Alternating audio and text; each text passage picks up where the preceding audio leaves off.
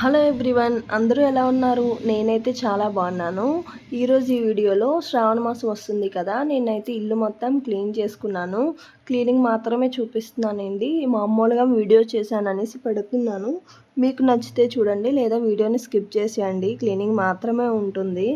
ఇంకా ఇల్లు అయితే ఫస్ట్ బెడ్రూమ్తో స్టార్ట్ చేశాను. బెడ్రూమ్లోని పట్లన్నీ దులిపేసి తర్వాత హాల్, కిచెన్, ఇంకో బెడ్రూమ్ కూడా దులుపుకున్నాను.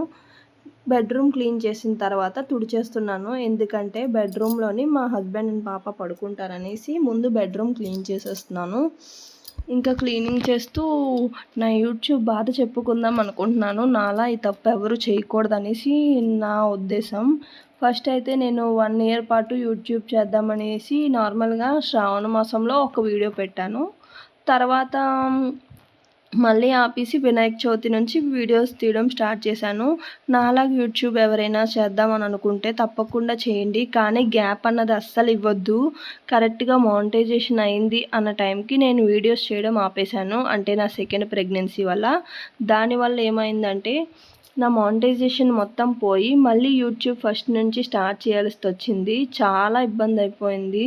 అంటే 400 వాచ్ అవర్స్ ప్లస్ 1000 సబ్స్క్రైబర్స్ అంటే ఈజీగా వచ్చేస్తారు, కానీ 4000 వాచ్ అవర్స్ అన్నది చాలా కష్టం. ఇప్పుడైతే మళ్ళీ నాకు ఫస్ట్ నుంచి యూట్యూబ్ స్టార్ట్ చేయాలన్నది వచ్చింది. నాకు చాలా ఇబ్బంది అయిపోయింది. ఇంతకుముందు అయితే చాలా ఫ్రీగానే ఉంటాను కాబట్టి నేను ఎలాగైనా చేసేసుకునేదాన్ని, కానీ ఇప్పుడైతే సెకండ్ బేబీతో చాలా కష్టమైపోతుంది. సో నా సబ్స్క్రైబర్స్ ఎవరైనా చూస్తే నా వీడియోని కొంచెం చూడడానికి ప్రిఫర్ చేయండి, నచ్చితేనే. ఎందుకంటే అలా చూడడం వల్ల నా వాచ్ అవర్స్ పెరిగి నా మానిటైజేషన్ అయ్యే అవకాశం ఉంటుంది. మానిటైజేషన్ పోవడం వల్ల నాకు చాలా ఇబ్బంది అయిపోయింది. ఇప్పుడు 4000 వాచ్ అవర్స్కి ఏదో ఒక వీడియో పెట్టాలి కాబట్టి ఇలా క్లీనింగ్ చేస్తూ ఏదో ఒకటి నాకు తోచింది పెడుతున్నాను. డైలీ ఏదో ఒక రెసిపీ పెడదామన్నా చాలా కష్టమైపోతుంది. సో ఇలా క్లీనింగ్ వీడియోస్ అన్నవి పెడుతూ ఏ పని చేస్తే ఆ వీడియో చేస్తూ పెట్టేస్తున్నాను. మీకు మాత్రం నచ్చితేనే చూడండి, లేకపోతే లేదు. ఇంకా శ్రావణ మాసంకి మీరు కూడా మీ ఇల్లు క్లీన్ చేసుకున్నారా లేదా అన్నది నాకు కామెంట్లో తెలియజేయండి. ఇలా మన పెద్దవాళ్ళు శ్రావణ మాసానికి, పండగలకి ఎందుకు క్లీన్ చేస్తారో అన్నది నాకు పూర్తిగా తెలియదు, కానీ ఇలా చేయడం వల్ల మాత్రం మన లైఫ్ హ్యాబిట్స్ అలాగే మనకి చేంజ్ ఓవర్ చేసుకోవచ్చు. అలాగే ఇల్లు కూడా నీట్గా శుభ్రంగా ఉండడం వల్ల మనకే మన ఇల్లు నీట్గా ఉందని ఏదో తెలియని పాజిటివ్ వైబ్స్ వస్తాయి. అంతేకాకుండా మనం కూడా హెల్తీగా ఉండొచ్చు. అలాగే పిల్లలతో ఉన్న వాళ్ళు మాత్రం కనీసం ఇయర్లీ 2 to 3 టైమ్స్ అయినా చేసుకుంటే ఇల్లు ఇంకా నీట్గా ఉంటుంది. అలాగే పాజిటివ్ వైబ్స్తో ఉంటుంది, హెల్తీగా కూడా ఉంటాం. ఇంకా బెడ్రూమ్ చేశాక నేనైతే ఇంకా బెడ్రూమ్స్ అన్నవి క్లీన్ చేసిన తర్వాత బెడ్షీట్స్, కర్టెన్స్ అన్నీ A to Z అన్నీ తీసేసి అవన్నీ మిషన్లో రేపు వేద్దామని పక్కన పెట్టేశాను. ఈలోపు మా చిన్న పాప లెగిసిపోయి అన్నీ లాగేసి ఇల్లంతా చిందరవందనం చేసింది. ఇంకా ఇల్లు మొత్తం తుడిసి క్లీన్ చేసిన తర్వాత మాప్ పెట్టుకుంటున్నాను. మాప్ పెట్టుకోవడానికి రీసెంట్గా ఇది కొన్నారు మా హస్బెండ్, ఈ మాప్ పెట్టుకున్నది.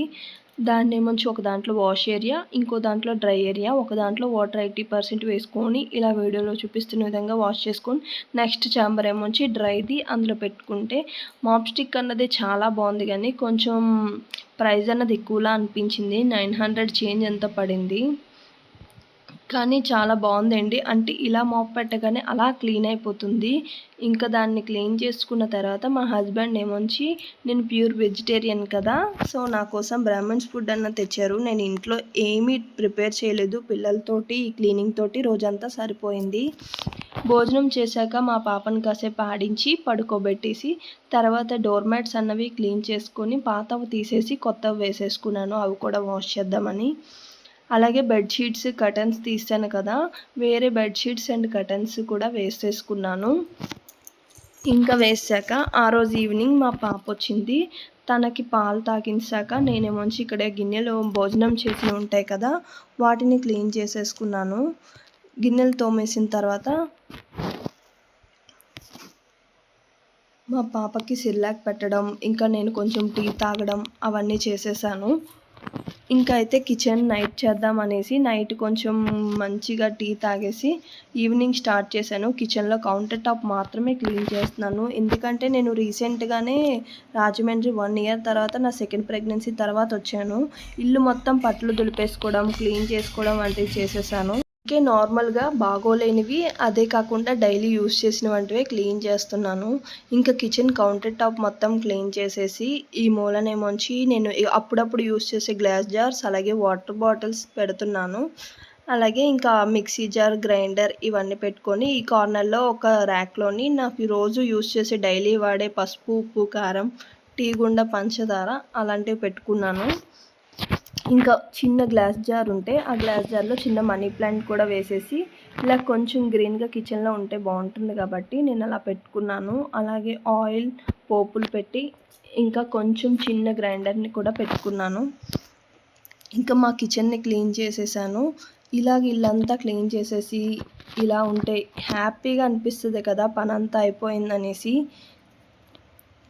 ఇలాగ ఇల్లు ఉండడం వల్ల మనకు కూడా ప్రశాంతంగా ఉంటుంది. ఇంక ఇల్లంతా క్లీన్ చేసి కిచెన్ అంతా అయిపోయాక మంచిగా ధూపం పెట్టుకొని డిన్నర్ కోసమేమోంచి నేను దోశలు వేసుకున్నాను. అది మొత్తం వీడియోలో షేర్ చేయలేదు. అదేంటి నా క్లీనింగ్ రొటీన్. మీకు ఈ వీడియో నచ్చితే తప్పకుండా లైక్ చేసి నా ఛానల్ని సబ్స్క్రైబ్ చేసుకోండి. Thank you so much for watching.